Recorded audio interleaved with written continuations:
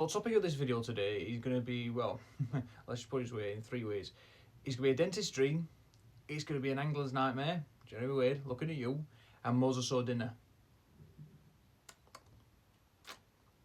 Now I've said that, I am absolutely starving. You hungry as well, Marty? Alright, let's go and get you some grub.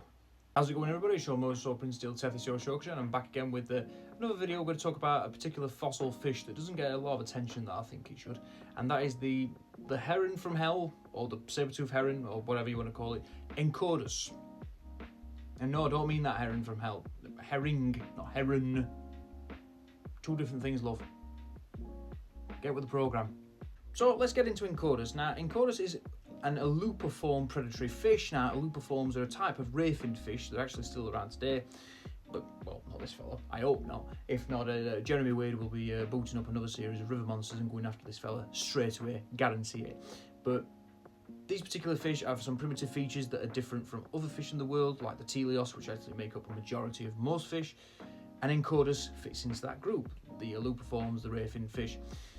Now, this fella, Enchodus, is notable for, well, seen that? The fangs on that. I tell you what, if it bit there, it bit the arm in half. I tell you that, which is why I'm not going to touch this fella. I'm on this side. But Enchodus is notable for having a large head, large eyes, large pectoral fins, which is those fins down there, quite square dorsal fins, rectangular dorsal fins. Now, Enchodus has actually quite a wide temporal range. It ranged from about 105 to 66 million years ago, from the Albanian to the Maastrichtian. However, there are possible examples of this fish actually surviving into the early Paleogene, but those could be reworked fossils. But, I mean, they're occurring in a lot of places. Could be a survivor.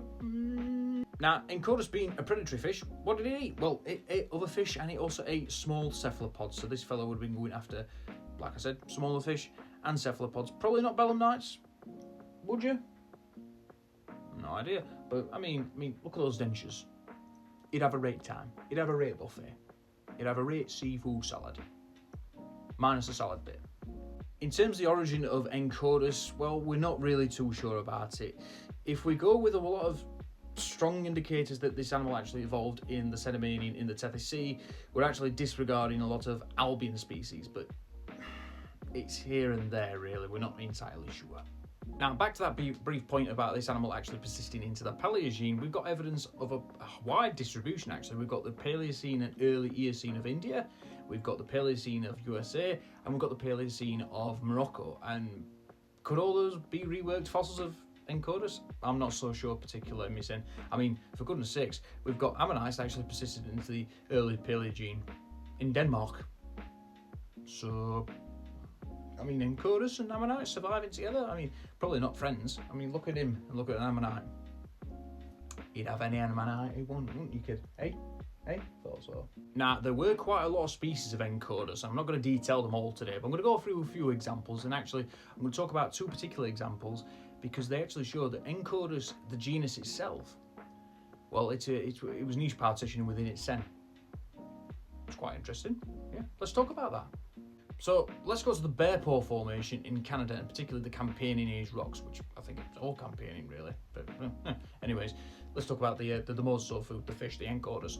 There are 2 species of Enchodus that live in the Bear Paw Formation as of this year, and that is Enchodus gladiolus and Enchodus petrosus.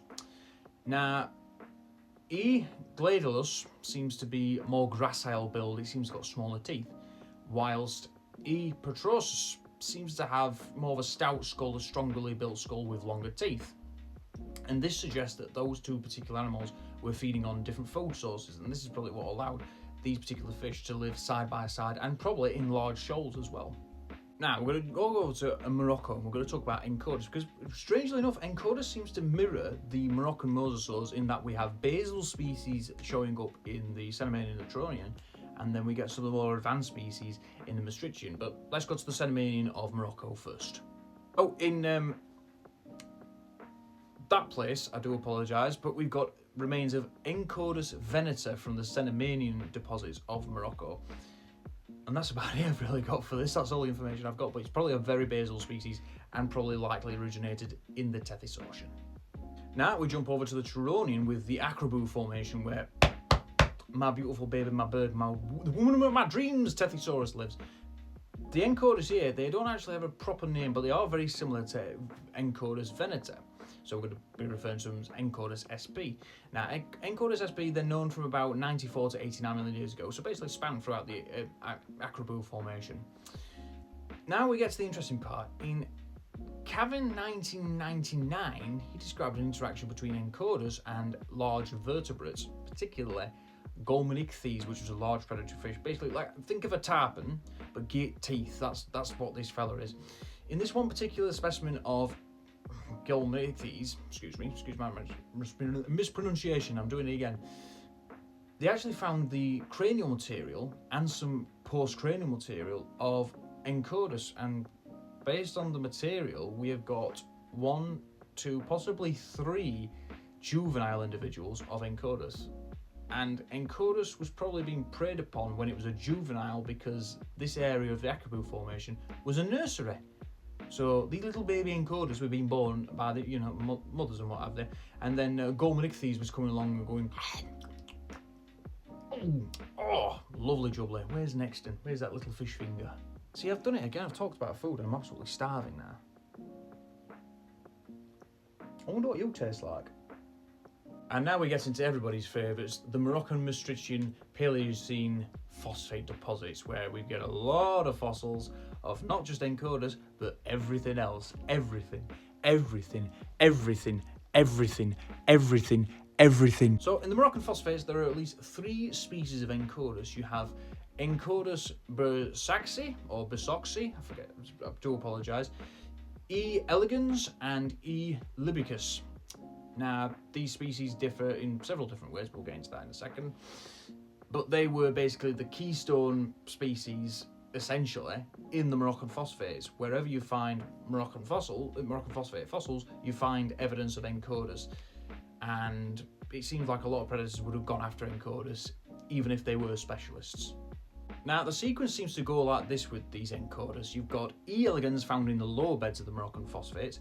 You've got all 3 in the middle beds, which means that probably competition from the other 2 may have actually forced out elegans. But then the other 2, so E. bursaxi and E. libicus, actually made it to the upper beds of the Moroccan phosphates. So it's possible that, like with the bear paw formation, we've actually got some intergeneric niche partitioning. Basically, the same species of the same genus, similar species of the same genus, excuse me, actually niche partitioning. You know, it could happen. And this could actually be mirrored in the teeth of these 3 species, with Enchodus elegans actually having the smaller teeth, about 3 centimeters in length, and being shorter, it also has a broader tip. But then you've also got E. libicus, which has a broad tip but more of a sigmoidal teeth, but it possesses the biggest teeth of actually the 3 species, about 6 centimeters to the largest species specimens. And then E. bursaxi seems to have a sigmoidal tooth like E. libicus, but a sharper tip. So probably the tip breadth and sharpness actually kept the 2 later species apart from each other in terms of competition. And just to finish off this video, now I was not joking when I said that this fella was mosasaur food, because they found evidence that Enchodus would have been eaten by Velocititan. Oh why, yeah, big boy Velocititan eating everything he ever wanted, including the fish. So that's my video on Enchodus. I hope you enjoyed this video, and I really think that, you know, this fella needs a bit more attention. You know, he's not as big as his Surfactants. You know, the biggest species might only get to about 1 of me, but that's big. There's a big fish. There's a big fish. Imagine all the fish fingers you get out of this fella. But anyways, guys, hope you enjoyed this video. Hope you're having a good day. Take care of yourselves. Ta-da.